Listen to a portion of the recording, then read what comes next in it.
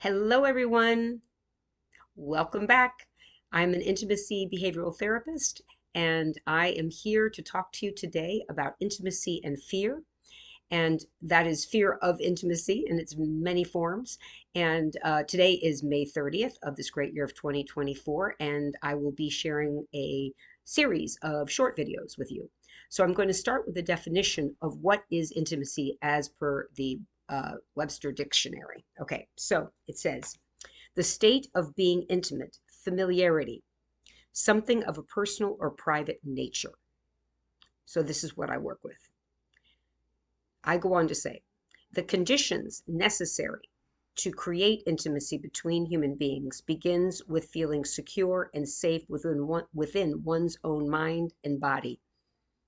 This is vital and necessary to be willing to be open, vulnerable, seen by the other, and heard by the other. To be intimate with another means that one is comfortable in one's own skin and therefore able to share their innermost thoughts, feelings, fears, and joys. Fear, defined by Webster Dictionary, an unpleasant, often strong emotion caused by anticipation or awareness of danger, a state marked by this emotion. Fear is a natural emotion that usually rises to the surface within us when we're anticipating becoming intimate. There are a multitude of reasons for this. Chief among them are shame, guilt, trauma, and inexperience. Some specifics that I frequently encounter with my patients, they are performance anxiety. And I have spoken a great deal about this, and performance anxiety can be in many different arenas. I'm specifically talking about intimacy. And as it relates specifically to men who are concerned about either getting or maintaining an erection either before or during the sex act or during intercourse or any time within that, even if they're not performing intercourse. Um, So also there's the fear of just talking about it, right? About these issues, about having them, the fear about talking about or learning how to talk about or share about one's perceived inexperience. I say perceived because sometimes there is experience, but a person doesn't feel really like they know what they're doing. And being discovered for that, right? Being discovered for being a fraud or awkward, generally just fearful and avoidant, right? These are all things I encounter and help people with. Body image. How to overcome this fear? Well, one way is I pepper this with how to overcome in different places.